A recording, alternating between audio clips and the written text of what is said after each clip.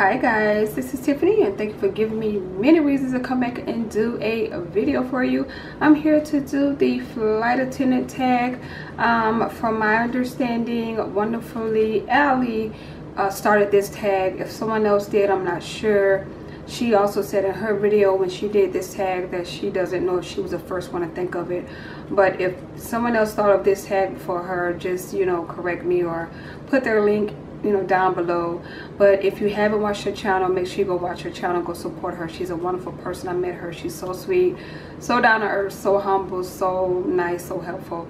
I enjoyed her company. She's such a great person. So if you happen to go check her out, and I'll definitely leave her link below, you guys just go into her Tiffany sent you from giving me a reason, and she'll know you're talking about. So I want to start off this tag. It's just basically flight attendant related questions. And this one has 10 questions, and I'm going to get started with the questions. And I also was thinking about adding a little twist to it, which is like adding another question to it. I just can't think of a question, or just add something at the end of it just to kind of give it some pizzazz, because it has some pizzazz, but you just want to add some oomph to it as well. So we can continue to tag going and just add your a touch to it, so I don't know what I'm gonna do at the end, but I'll let you guys know. So if you guys want to see what this tag is all about, just stay tuned. And oh, I always forget this, don't forget to subscribe, don't forget to rate, don't forget to comment. And you guys have been commenting, I've been replying, and I really do appreciate that. So once again, don't forget to subscribe, comment, or rate. So the first question is, where are you based? I am based in Dallas Fort Worth, which is DFW. If you're becoming a flight attendant, that's our code. DFW, that's where I'm based. Number 2, what's your favorite layover city and why? My favorite layover city is Baltimore. I love Baltimore, Maryland. I just love the culture. I love the people. It's things to do there. When I first was there working as a manager from out of the airport, I didn't understand what was what was there to do, because I didn't have a car. And then I had to move to Baltimore, and I drove down, which was the most horrible trip ever, I'm telling you. But I was able to get around, and it's just so much to do there. I love seafood. If you guys don't know, I love seafood, and they have all types of seafood. They cook blue crabs in the store, in the grocery store. I love Baltimore. Love Baltimore. Number 3, how long have you been a flight attendant? In my life, I've been a flight attendant for 6 years, maybe 6.5. And for Spirit right now, I've been a flight attendant for 9 months. Number 4, what is your biggest flight attendant pet peeve? My biggest flight attendant pet peeve is when we're boarding and customers have to use the restroom. People are boarding, the flight is full, and you have somebody that's sitting in the middle or sitting in the back or whatever, and they go to the restroom, and then they, instead of wait in the back, they want to stop the entire flow of traffic just to get back to their seat.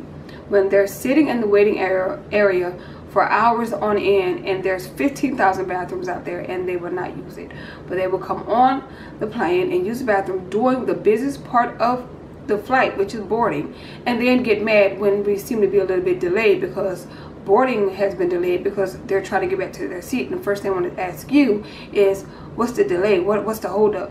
What's the holdup? The holdup was actually the fact that you went to the bathroom and held up boarding just for you to get back to your seat. But you can't tell them that. But that's basically what the holdup was. That's a big pet peeve of mine. Like, it hurts my soul when it does. Number 5, what is your favorite thing about being a flight attendant? My favorite thing about being a flight attendant is definitely traveling, not knowing what I'm going to do. Even if you're going to the same city, you don't know who your crew is, and if you do know who your crew is, you're probably meeting new people, or you're not. You're meeting people on your overnights, just enjoying people, going on the trips, and having fun with your passengers, especially ones that's going on vacation. They're the most fun. I just love engaging with passengers, engaging with my crew, just enjoying where I'm going, whether it's boring, just always finding something to do where I go. Half the time I probably sleep because I don't sleep, but when I do get able to go out, I do enjoy the city. So I love seeing new places and experiencing new cultures. I think it's just so freaking cool. Number 6, what did you do before becoming a flight attendant? Before I became a flight attendant, I worked for Lockheed Martin / Clear. It used to be Fly Clear, but now it's Clear. We worked on multiple machines where you use your biometrics to go through the line faster. I tested on those machines. I was there when the company first started up. I traveled, I trained. I went to New Jersey to the main TSA facility, tested those machines, came back, trained on those. So that's what I did for 4.5 years, and I was a supervisor there, and it was an amazing job. But the economy hit around 2009, and it became really bad, and a lot of the government contracts closed. So that's why I ended up becoming a flight attendant. And I actually was afraid to fly, and when I started traveling for the company, that's when I got used to flying. So I'm like, hey, I should become a flight attendant, and I got hired for a private charter. Number 7, what made you decide to become a flight attendant? Like I said, I was afraid to fly, and then I had to fly for work, and I was training. So I would fly and test new machines, and I finally got over the fear of flying, and I always had a love for, for planes. I would always go watch, planes. When I was going to college in West Palm Beach, I would go sit at the airport. It just brought me so much peace, and I just was so comfortable there. And I was just so afraid to fly. When I finally got over the, phase of flying, I just applied for, many, flight attendant positions, and the private charter was the one who picked me up first. And my dad always said, whoever called you first, that's where you're supposed to be. So that's how I ended up becoming a flight attendant. Number 8, what is one productive thing you have to have on your layovers? Productive thing I have to have on my layovers are, I guess, my makeup. I definitely have to have my makeup. I love makeup. I could always go downstairs and you could use a computer if I don't have my phone or whatever, but my makeup is things that I love. I love watching makeup videos. I love bringing makeup. I love, experimenting on new looks. I just love bringing makeup with me and just trying new things and just making myself up, and I just love makeup. So makeup is something I just have to have. I have to have it with me on my layovers. Number 9, what has been the most challenging part about being a flight attendant? The most challenging part about being a flight attendant is relocating so many times. When I first got hired as a flight attendant, I was based in Miami. Then I had to move to San Antonio. I moved from San Antonio to be a manager in Baltimore. And then I moved from Baltimore to Miami to be an in-flight service coordinator there. And then I was, I'm no longer there.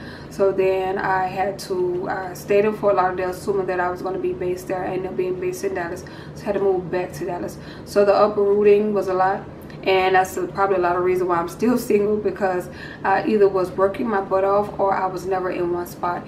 And trying to ask somebody to uproot that much, especially when they're, when they've formed a life there, they have a life there and they have a career there at their job, that's a lot to ask somebody. And I've done this moving thing, especially this last year, I moved about, what, 4 times, 3 to 4. So yeah, moving is the most challenging part. Especially about being a flight attendant, because you have to move, you have to start over, you got to learn a new city. And meeting new people is not a problem. It's like starting over and over. It's like Groundhog's Day, and you're just never going to get to the end. You're never going to have any type of peace of settlement, settledness because of it. But I'm pretty cool now. I like the situation I'm in now. The last and final question: what is the best advice you can give to a new hire aspiring flight attendant? The best advice I can give to a new hire and aspiring flight attendant is go for what you love. I love to see young people that have customer service, skills, especially when I'm out and about and I see people and they ask me about, and they see me and they think it's so glamorous. I tell them that it is glamorous. I do be honest with them, like, hey, it's not, you hear how much the starting pay is, but you will struggle for a while. But I think, just go for what you love, enjoy it, and don't ever think that once you start flying, that's the end all be all.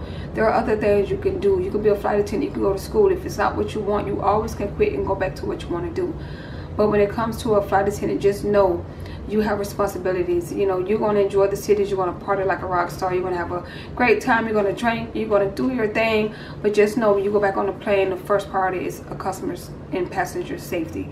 So, just know that you have to be ready for that. Know that those people's lives are in your hands, and the first thing you're gonna have to do is you're gonna have to be, unselfish. You're gonna you can't be selfish anymore. So if you're somebody who's all about you, you can't be that as a flight attendant, because your job is to save, your passengers in case of an emergency.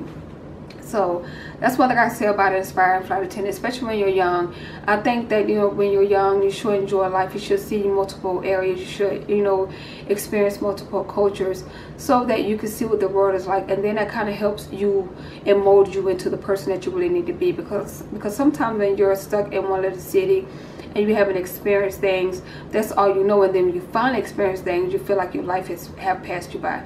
And I'm not saying a flight attendant position is the only traveling position that you can hold that can give you that type of exposure.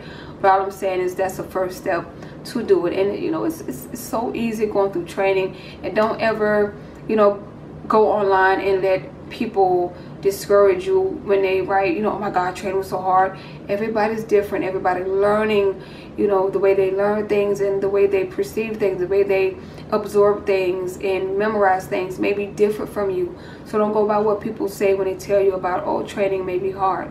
Don't think about that. Think about the fact of what you can do, how you were in school. Even if you weren't the scholar in school, flight attendant training is so easy. They take their time with you if you put your effort and time in with them.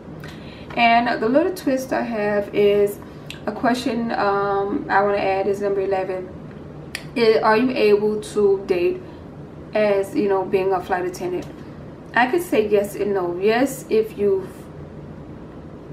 know the person if you were dating someone before you became a flight attendant.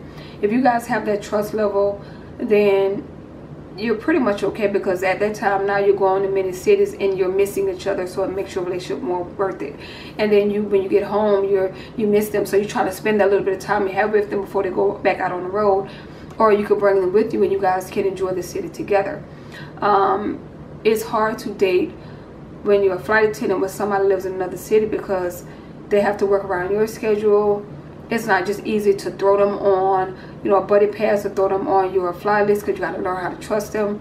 People have needs, and like I said, if you don't know them and they're not somebody from your past, you don't know what their needs are. They don't know what your needs are. You're still learning, getting to know one another. So you have to learn what your needs are to know if that person can withstand long-distance relationships. When it comes to long-distance relationships, it's hard for me to believe in those. I'm not saying I won't ever do it. I'm just saying it's hard for me, because I know a man have needs, I know a woman have needs, and sometimes that's a strain. Especially men that's flight attendants or pilots. Their wives are always thinking, what are they doing with those beautiful flight attendants, or what's going on with those flight attendants when they're out drinking. There are pilots that slip up, and a lot of pilots do fall for flight attendants or people who in the travel industry, because they feel like they have a full understanding of not being home all the time. But that's not every case. It's just, when you're in a long distance relationship, you have to sacrifice. And sacrifice is something I always talk about. Just learn how to sacrifice. And just know if you really want something, you go for it and you make it work. But those nights when you need that person to hold you and you need that person to be there and they can't be there, you're going to have one of them days where you're going to get aggravated. You're like, you know what, I don't think this is working because I need you here. You're going to go through those. But if you fight through those, if that's somebody you love and you know that's who you want to be with, you fight through it. Don't let nobody, buzz in your ear. It's just what I believe. And I went through a long distance relationship when I was younger. And it was all cute and fun. And I'm on the phone all night long. And I'm like, baby, yeah, blah, blah, blah. And my mom, she's taking me back down to see my sister where I moved from. And I'm seeing him. But it became strained because, one, we weren't having sex. And two, we were like in love. But he was being patient with me because I was a virgin and I didn't want to have sex. But he was being patient. And I guess he assumed he was going to be the first. Who knows? But when you're in college, you have women throwing themselves at you. He was a nice looking guy, and you got me over here like, oh my god, I'm afraid I'm just not graduating high school and I got my college boyfriend. Yeah, so long distance is hard, and I didn't have a car, so I couldn't go home and see him all the time. So anyway, I'm babbling. Just when it comes to dating, it's what you can take, what you can sacrifice. Being a flight attendant is the same as being in the military. They're always gone, and you may see them every blue moon. The only difference is you may not be gone for months at a time. And yeah, that's my little twist to it. So don't ever tell nobody what you presume love to be. I'm just saying, me per se, it'll be hard. The only way I will be able to be with somebody in a long distance relationship is if I know them, I've experienced, a relationship with them. I know them as a person. I know their character. I know that I can trust them out on that road.